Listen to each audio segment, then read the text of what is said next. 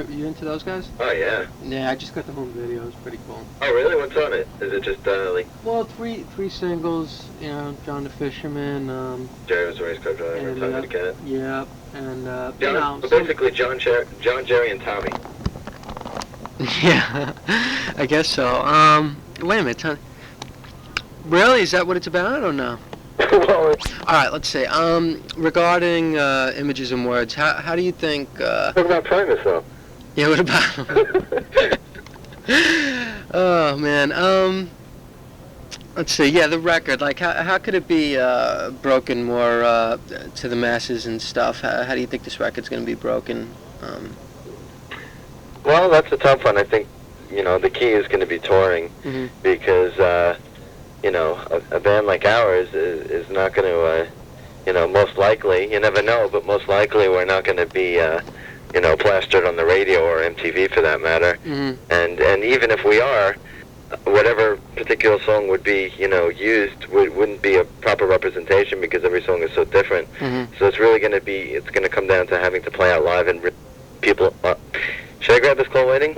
Yeah, go ahead. All right, hang on a sec. Derek Oliver at AFCO. Oh, yeah. Ever concerned with our lives and careers? I'm calling back. Anyhow, like I was saying, I think live is going to be the key because that's going to be the situation that people will really be able to, you know, get the full spectrum of the band, you know, and really be able to see the diversity and the different moods and different styles that are all involved with the band's music. That's going to be the key. You know, there's just so many different styles on the album. It'll be tough for anybody to really get a full taste of the band unless they sit down and listen to the whole album. You know, one song isn't going to do it. And personally, how long have you been playing for? Like, when did you first pick up the sticks and shit? Well, I got my first drum set on my 11th birthday, and I'm 25 now, so I guess I've been playing 14 years.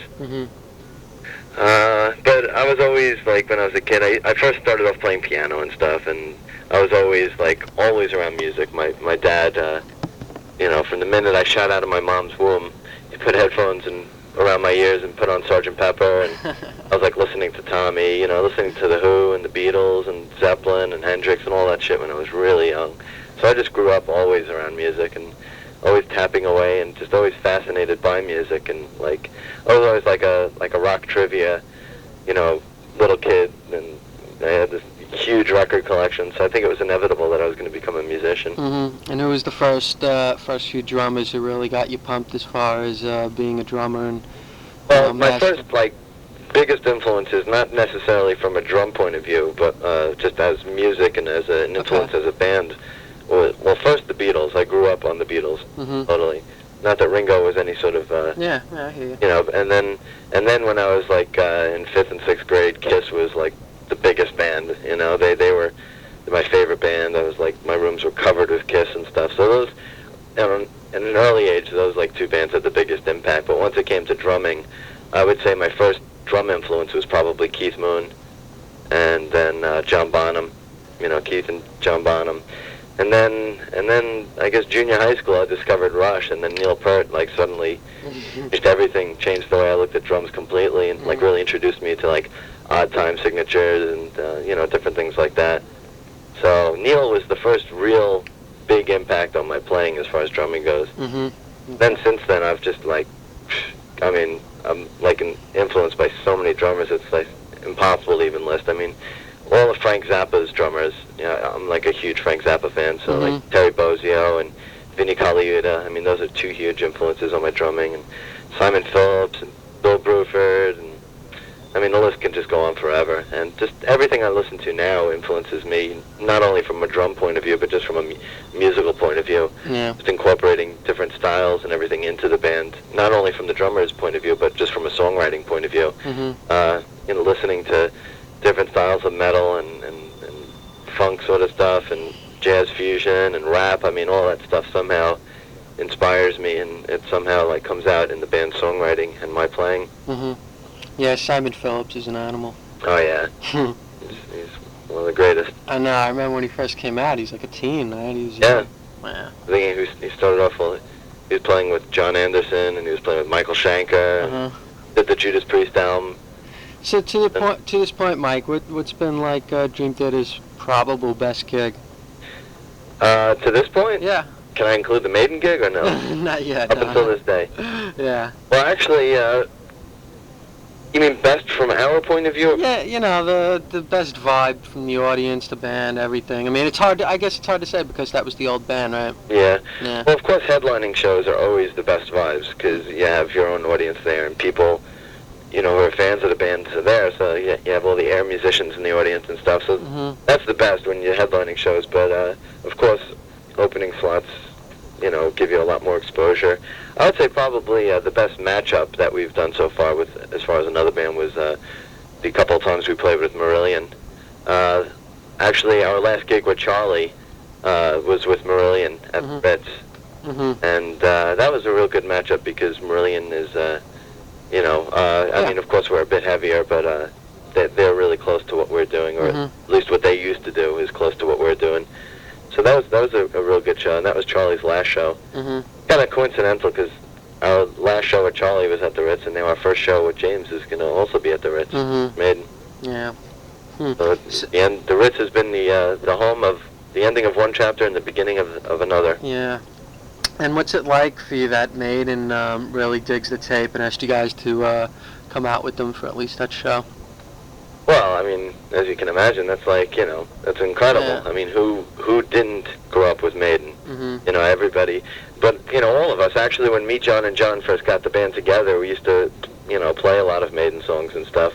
So we have a lot of Maiden in our systems. And the fact that they, like, appreciate us as a band and like what we're doing and have, you know, hooked us up with Sanctuary and are, you know, asking us to play this gig with them is like an incredible, you know, achievement and it's a dream for us. You know, it's really cool, and it's a relationship that we hope will grow together. For sure. All right, Mike, why don't you take the call?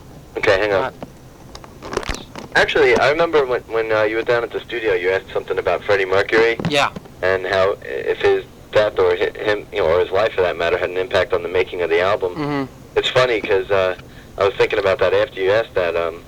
Well, he actually died while we were recording the album, and I remember the day that he died, it was a strange coincidence. That morning, he died, I guess, in the evening, or at least I didn't find out until the evening, and that morning, I was just hanging out, and I was listening to Queen all that day, coincidentally, and just listening to a whole bunch of old Queen tapes that I put together of all different stuff, and it was kind of strange, because I was listening to them all day long, and then we found out that night that he had died, so...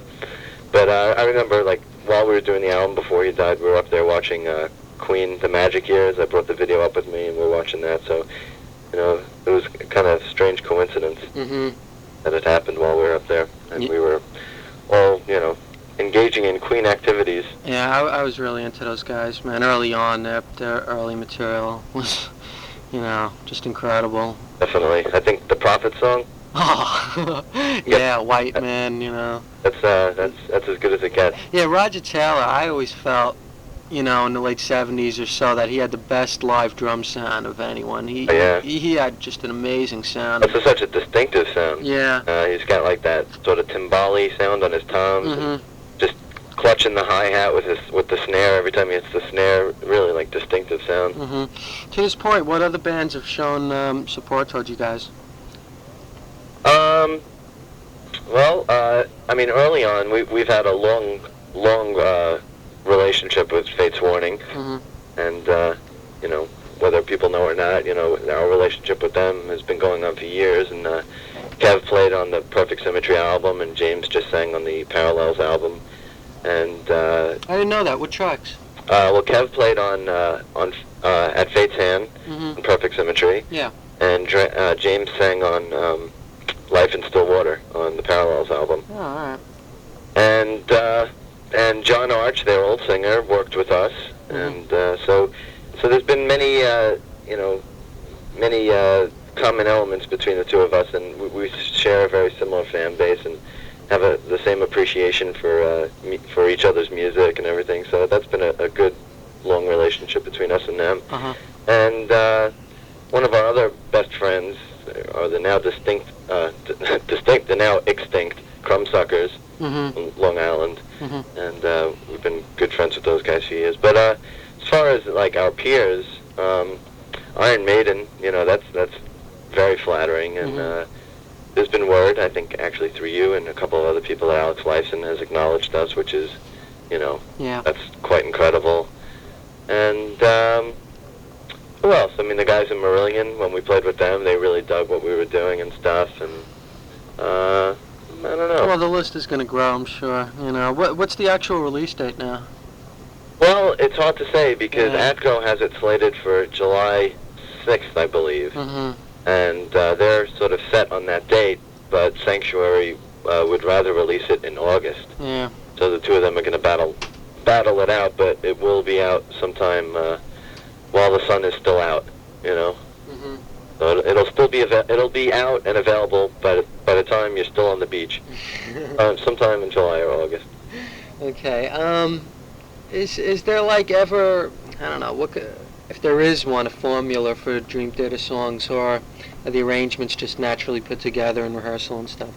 It's there's no formula at all. I mean, it's actually kind of scary how natural it comes, because the four of us, well, excluding James only because he wasn't in the band when we wrote this album, but the four of us throughout the past 7 years have this chemistry when it comes to writing, and it's unbelievable. I mean, the four of us, a lot of bands say that everyone writes their stuff together, but it may not really be that way, but it really is truly that way in this band. The four of us all have a complete equal say in the songwriting and the arrangements and the parts and just the whole vision of the band. And when we get together, we just start bouncing ideas off of each other. Nobody comes in with a pre-formulated idea, and we just come in and, we'll start coming up with licks and bouncing them off of each other and coming up with different themes and moods, and usually one theme will trigger another theme, and then it just keeps going on, and we don't preconceive the direction of a song. We let it go until we feel that the idea has been fully expressed. We're not going to cut it down and express it within 4 minutes because we have to. We usually take as long as it takes to really finish up saying what we're trying to say. Mm-hmm. Cool. I could use that. How many, not having a singer throughout that whole time was probably a problem when you were looking for another deal, but how many of the labels were, showing interest in you guys? There were several labels. I don't want to name them because. Well, I wouldn't print it, but Well, there were several other labels that were interested, but there were two major problems that were holding back labels from getting involved. One was the fact that we still didn't have a singer, and the other was that we were still, bound by contract to Mechanic. So a lot of labels were scared to get involved. But ATCO is one label that, through both of those problems, they oversaw them, and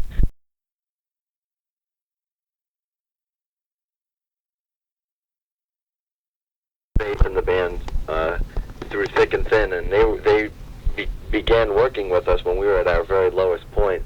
So that showed a lot of faith and commitment from them, and that was really encouraging, and that was pretty much what made our decision to go with them as opposed to the other labels. Okay.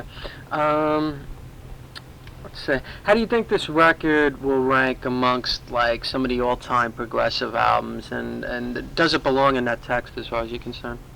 I think it definitely does. Yeah. I don't want to be pompous and say it's the best progressive album since Close to the Edge or anything, but I think it's definitely the best album of its kind since back in those days, because there haven't been many bands doing albums like this, and we're not afraid to admit that, first and foremost, we are a progressive band, and this album fits into the category as Rush's Hemispheres or Yes's Going for the one. for the one, whatever. Any of those albums, or Lamb Lies Down on Broadway by Genesis, any of those albums, I think this album can sit side by side with them. The only major difference is that it was recorded 20 years later. The technology has advanced a lot, and the influences have advanced a lot as far as our metal influences and stuff. But I think it's definitely a progressive album.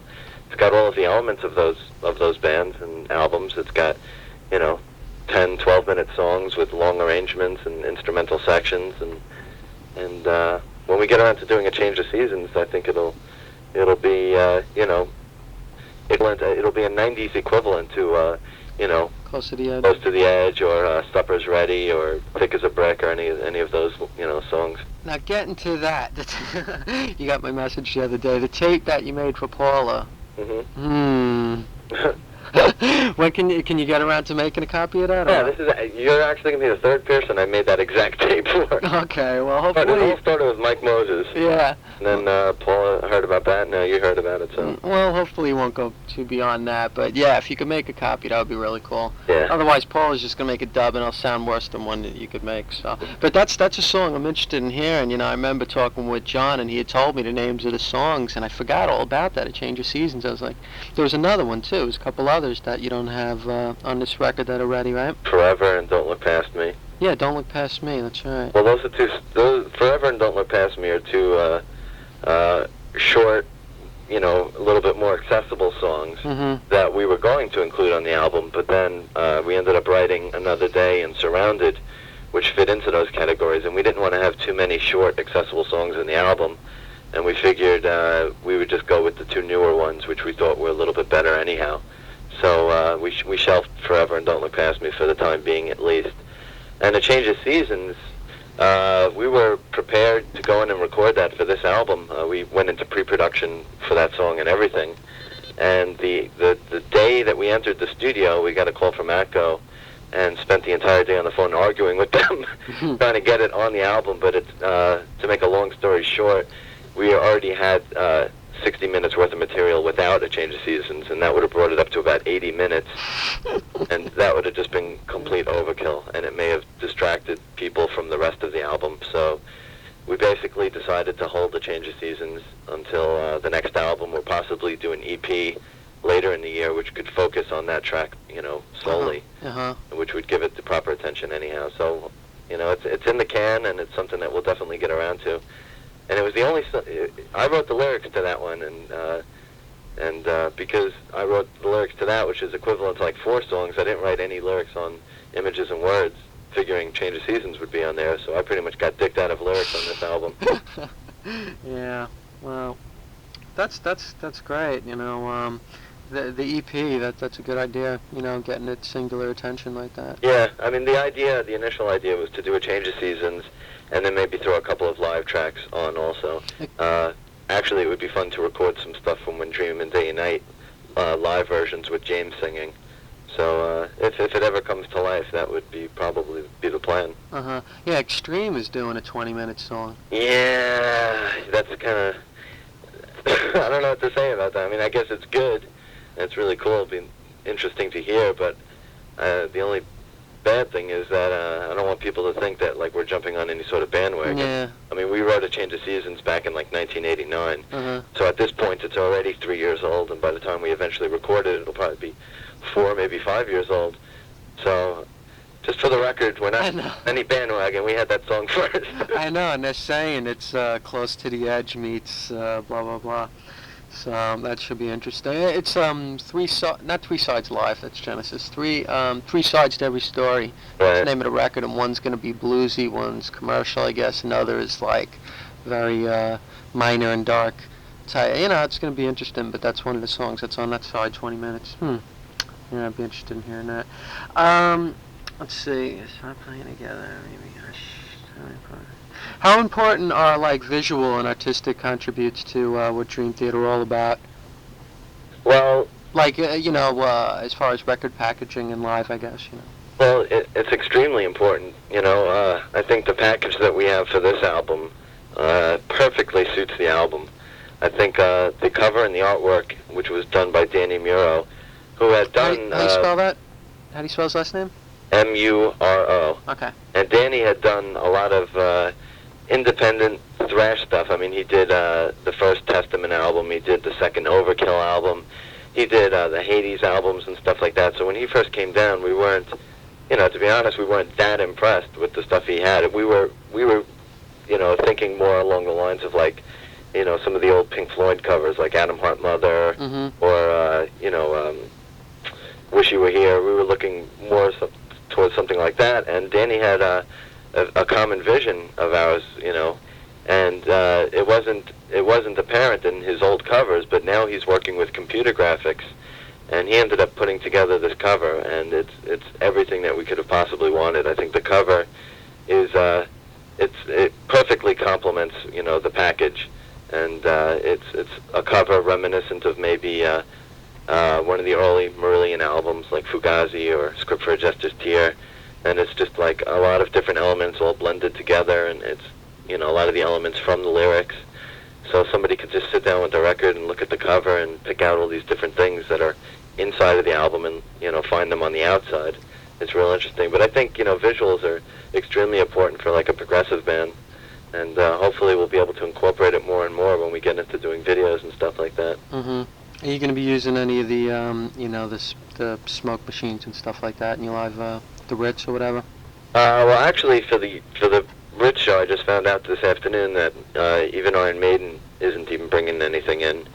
So we're not going to be able to bring anything else in. Normally we do. We have a really good lighting director who works with a lot of smoke and lights and shit like that. But for the Ritz show, we're going to just have to use the house lighting and stuff like that because that's what Iron Maiden's doing. But it's going to be interesting because these are our first shows with James, and we could tell from rehearsals already that James is a real dynamic performer, and he's been around. He's done a lot of live performing, so he really knows how to handle an audience, and his voice live is just unbelievable.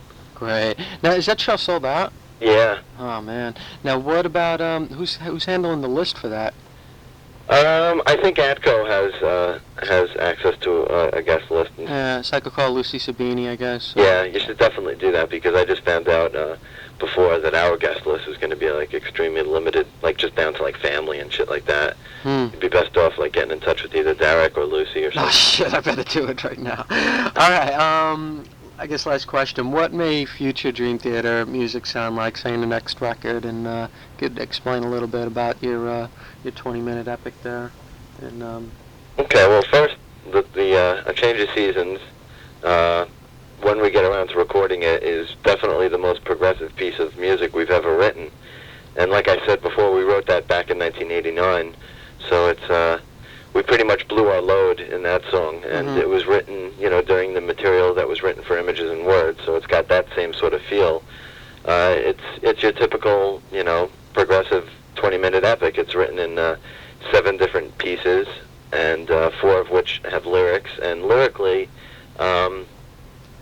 it's dealing with. I don't want to get too much into it until it's about to come out, but it's dealing with using the different seasons as a metaphor for different emotions that a person goes through, and it's sort of like a lot like The Wall as far as like its emotional content and everything, and dealing with a person's like psychological breakdown and stuff, and different things that happen to the character in his life and stuff that affect him for the better or for the worse.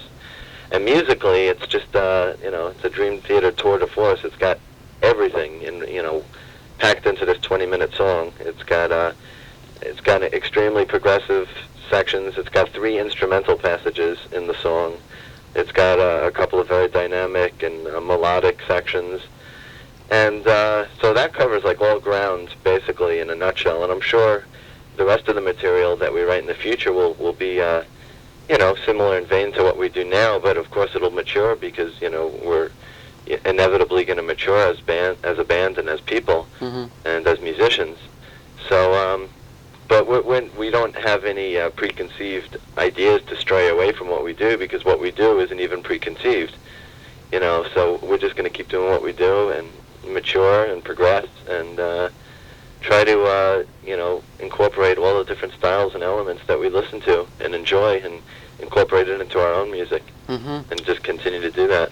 All right, super, Mike. All right, I'm going to give Lucy a call about this Ritz show. I should have got on this earlier. I didn't anticipate a problem. As far as the Long Island shows or whatever, do you know what the deal is with lists for that or whatever? Yeah, those will be no problem. I mean, Hammerheads and Sparks, do they even have guest lists? Even though, if they do, it wouldn't be a problem, I'm sure. Yeah, they do. All right, well, anyone I know, they're expecting to pay anyway, but just myself and Paula and then whoever else or whatever. Would you guys be coming together?